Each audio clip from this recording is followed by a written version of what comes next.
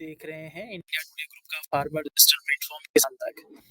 किसान आंदोलन में बार-बार बिहार फसल खरीद मॉडल पर चर्चाएँ होती हैं, जिसमें बिहार में एमएसपी से कम दामों में जो फसलों की खरीद हो रही है, उसको लेकर सवालिया निशान होता है। जिसमें बार-बार ये बात होती है कि बिहार में जो एपीएमसी यानी मंडी सिस्टम जो खत्म कर दिया गया है, उसकी वजह वो है। आज इसी पर बात करेंगे जो बिहार में एपीएमसी मंडी सिस्टम था, उसके खात्मे की कहानी। असल में फिर एक बार किसान आंदोलन की तरफ चलते हैं। पंजाब और हरियाणा बॉर्डर पर 13 फरवरी से किसान डटे हुए हैं, जिनकी मुख्य मांग एमएसपी गारंटी कानून ही है। पहले 13 महीने तक भी किसान आंदोलन था, जो 3 कृषि कानूनों के विरोध में हुआ था। उस दौरान भी कुल जमा एमएसपी गारंटी कानून की मांग होती रही।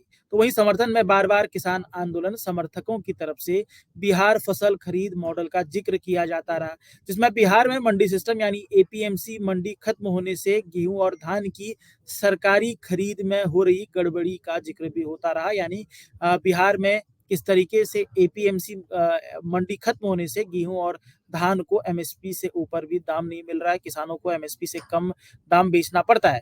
जबकि दूसरे राज्यों में अगर हम लोग बात करें, गेहूं और धान की एमएसपी पर सरकारी खरीद सबसे बढ़िया है, बाकी फसलों के दाम एमएसपी पर किसानों को नहीं मिलते हैं, जिसके लिए ही किसान एमएसपी गारंटी कानून की मांग कर रहे हैं। आइए इसी कड़ी में बिहार में उस मंडी सिस्टम की बात करते हैं, उस मंडी सिस्टम की खूबियों की बात करते हैं, उसके खत्म करने की कहानी जानते हैं, जिसे जो मौजूदा वक्त पे सबसे ज्यादा चर्चाओं का केंद्र रहा है। आखिरकार ये बिहार में मंडी सिस्टम क्या था, ये कब खरीद हुआ, कब खत्म हुआ, कब इसकी शुरुआत हुई और क्या इस मंडी सिस्टम के तहत व्यवस्था थी। सबसे पहले बात करते हैं बिहार में मंडी सिस्टम खात्मे की कहानी की। बिहार मंडी सिस्टम के खात्मे की बात करें तो ये बहुत छोटा सा इसका अध्याय है। किसान आंदोलन की धरती कहे जाने वाले बिहार में साल 2006 में नीतीश कुमार की नेतृत्व वाली सरकार ने बिहार कृषि उपज बाजार अधिनियम 1960 को रद्द कर दिया था और यही अधिनियम था जिससे बिहार में मंडी सिस्टम लागू था। मतलब किसानों की एमएसपी पर फसल खरीद सरकारी मंडियों में इसी अधिनियम के तहत होती थी। इस कानून को खत्म करने के लिए नीतीश कुमार सरकार 10 अगस्त 2020 को विधानसभा में बिहार कृषि उत्पादन बाजार निरसन अधिनियम 2006 लेकर आई, जिसे जो पास हुआ और 1 सितंबर 2006 को इसको अधिसूचित कर दिया गया। मतलब इसी दिन से बिहार में मंडी सिस्टम का खात्मा हो गया। नई व्यवस्था लागू की गई जो अभी तक जारी है। हालांकि उस दौरान इसके विरोध में पटना में रैलियां निकाली गई, विरोध प्रदर्शन हुआ, लेकिन किसान आंदोलन की भूमि बिहार में इस व्यवस्था को किसानों ने धीरे धीरे स्वीकार कर लिया। बिहार को क्यों मैं बार बार किसान आंदोलन की भूमि कह रहा हूँ, वो उसको समझ सकते हैं क्योंकि बिहार में नील की खेती यानी कि जो गादी जो अगर कहें गादी को महात्मा बनने का जो सफर तय हुआ करमचंद गांधी का, वो किसान आंदोलन से शुरू हुआ था। नील की खेती को लेकर जो आंदोलन हुआ था बिहार में ही, उससे उसके बाद स्वामी सहजानंद सरस्वती के नेतृत्व में बिहार के अंदर कई किसान आंदोलन हुए थे। अब बात करते हैं किसान आंदोलन जो मंडी सिस्टम की बुनियाद था। मतलब बात अगर हम करें कि कैसे ये जो बिहार का जो मंडी सिस्टम था, जो जिसको 2006 में खत्म कर दिया था, ये कैसे शुरू हुआ। अगर हम इसको बात करें तो इस पूरे मंडी सिस्टम की यानी कि बिहार मंडी सिस्टम की, बिहार एपीएमसी जो सिस्टम था जिसे 2006 में खत्म कर दिया था, उसकी बुनियाद ही किसान आंदोलन था। असल में मैंने सहजानंद सरस्वती का आपका जिक्र किया अभी थोड़ी देर पहले, जिन्होंने बिहार को किसान आंदोलन की भूमि बनाया। उनके नेतृत्व में बिहार में आजादी से पहले कई आंदोलन हुए और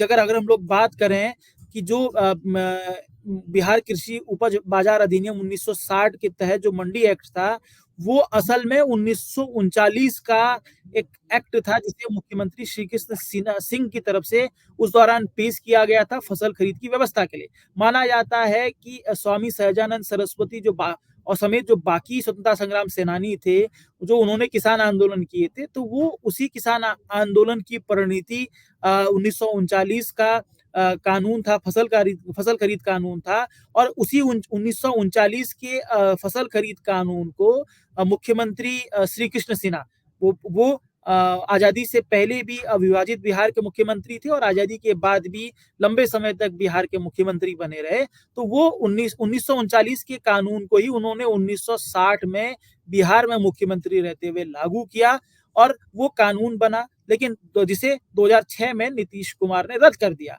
अब बिहार को जो कानून था 1960 का जो मंडी कानून था, कायदे से उसे ही देश में एपीएमसी मंडियों का मॉडल कानून के तौर पर भी माना जाता है।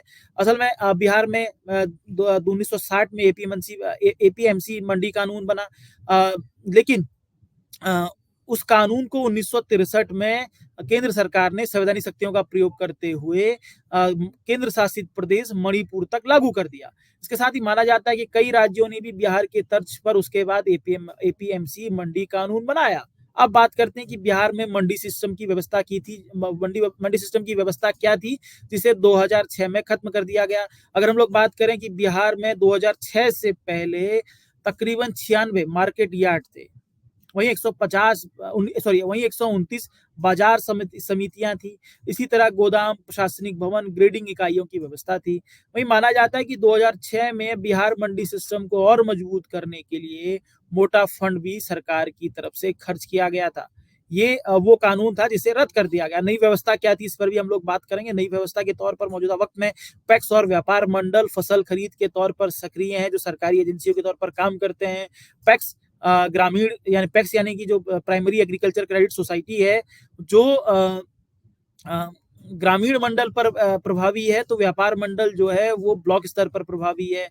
पैक्स गांव में ही सीधे किसानों की फसल खरीदता है, जबकि व्यापार मंडल ब्लॉक स्तर पर किसानों से फसल खरीदता है। ये बहुत बेहतर हो गया। 96 मार्केट यार्ड थे जो दूर दूर स्थित थे, लेकिन नई व्यवस्था के तहत फसल खरीद की व्यवस्था का विकेंद्रीकरण हुआ।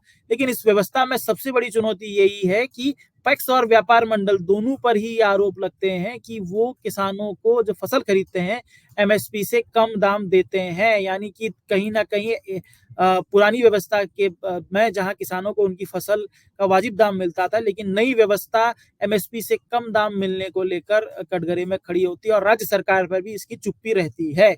ये बिहार के जो एपीएमसी एक्ट था, पुराना एपीएमसी एक्ट था, उस पर उसकी कहानी थी, जिस पर लगातार किसान आंदोलन पर चर्चा होती रहती है।